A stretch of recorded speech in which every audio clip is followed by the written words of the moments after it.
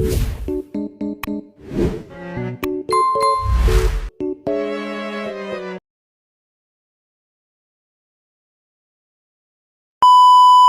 morning, good afternoon, and good evening sa ating lahat kung anong oras mga kinanonood ngayon.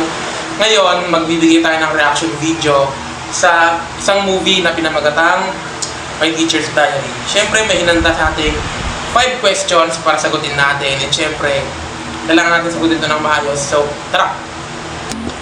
So, proceed tayo. First question, what is the movie all about? Sa tingin ko, yung movie na to is tungkol sa dalawang teacher na may very unstable na pangyayari sa kanilang career. And pinadala sila ng principal sa floating school. Sa naalala ko, 6 hours yata yung biyahe, sabi doon sa movie, para makarating doon sa island na yon. And syempre, mahirap yung ganong sitwasyon. At kahit ganon, kinakaya nila. Diba? Andun sobrang unstable kasi ng mga nangyari sa kanila. And sa love nila, no? 1 week pa lang yung Mr. Song, 1 week pa lang siya ron sa nagloko na agad yung girlfriend niya. So napakasad nung first part, pero okay naman yung movie. So proceed tayo sa second question. What is the theme of this film? Sa tingin ko, yung theme nitong film na to is yung pagkapakita ng kung paano tiisin ng mga guro yung hirap ng buhay at tumarap sa mga estudyante ng masaya at masigla kahit sa kabila ng mga pinagdadaanan nila, sa sobrang hirap ng mga pinagdadaanan nila sa buhay. Dahil sa sobrang pagmamahal nila sa career nila, sa pagmamahal nila sa pagtuturo, kahit gano'n yung mga nangyari sa kanila, pinipili pa rin nilang magturo. And salute sa mga teacher na gano'n. Kasi kahit ngayon, may mga nakikita tayong mga teacher na ganyan. Very relatable talaga yung mga gantong scene, mga gantong movie. So proceed tayo sa question number 3. Is the movie at all similar to what's happening in real life? Why or why not? Very relate din to sa sa answer ko sa second question, kasi ngayon nga nakakita tayo ng mga teacher na ganyan din, no? Kahit ang hirap din ng pinagdadaanan nila sa buhay, syempre kanya-kanya naman tao tayo, may mga kanya-kanya tayong problem sa buhay. Napipili pa rin nila na mahalin yung pagturo sa harap ng mga bata despite ng mga naranasan nila sa buhay ang mga struggle nila sa buhay, diba? Kasi siya diba? May mga talaga na sa mga malalayong lugar na kailangan mo pa talagang bumiyahe ng sobrang layo para lang makapagturo ka. And siyempre, sa mga teacher na gano'n, and sobrang talaga tayo dyan, salute talaga tayo dyan sa mga ganyan teacher na tinatsaga nila na mag-uwian para lang matuto or for the purpose na mapagturo sila ng mga bata at matulungan yung mga bata na nandun, diba? So proceed tayo sa fourth question. Mabilis tayo matapos, no? What are the key points that are most memorable for your thoughts the whole movie? Yung pinaka-memorable sa akin doon sa movie na yan is yung binagyo sila, diba, doon sa mismong floating school, and nakikita natin yung pagtutulungan nila doon, and syempre kung paano protektahan ng teacher and kung paano niya i-sacrifice yung lahat-lahat para lang maprotektahan yung mga estudyante. So napaka-good ng ganon, and syempre sobrang napapakita talaga yung structure ng mga teacher dito. Napapakita talaga kung paano nila paano ba sabihin to? Kung paano nila i-sacrifice yung sarili nila para lang dun sa mga bata na napamahal sa kanila, diba?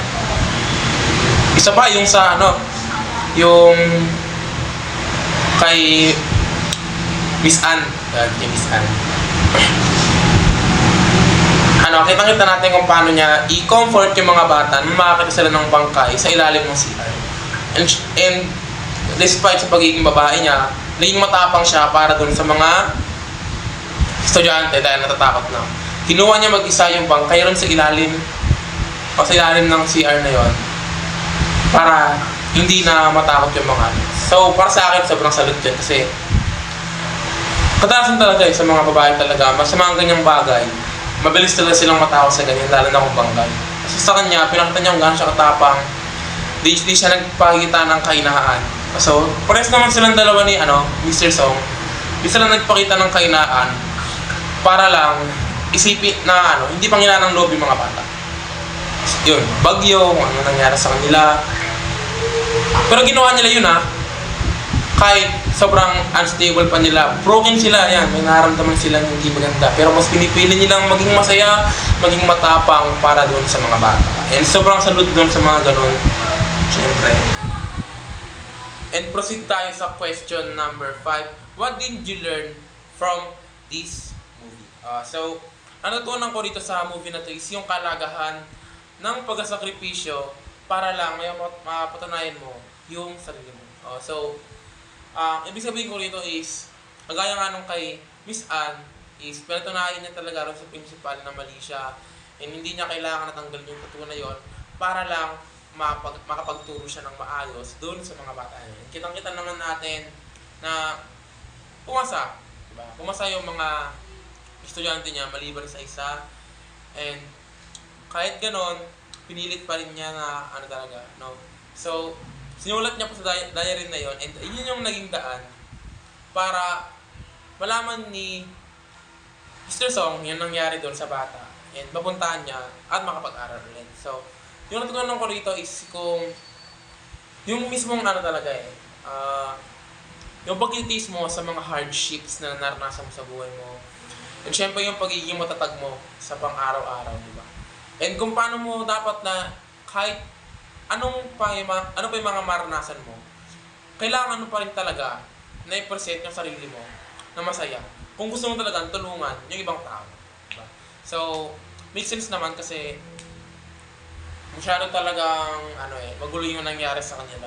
And parang napakalaking impact sa akin na ganito pala yung mga teachers. So kahit sila pala na bilang estudyante nakikita ko na masaya sila lagi na maharap sa amin, nakangiti sila palagi na maharap sa amin.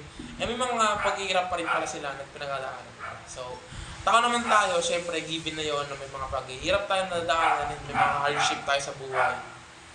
Pero mas na mas na yung presence nila dito. Mas na deliver ng maayos yung ba talaga yung mga naranasan ng mga teacher sa araw-araw na buhay nila. So, maraming salamat sa panonood sa akin and kahit medyo hindi malinaw yung pagkasalita ko dahil nga hindi naman tayo naka-iPhone, wala rin tayong mic. No? So, maraming salamat sa panonood at pakikinig sa akin.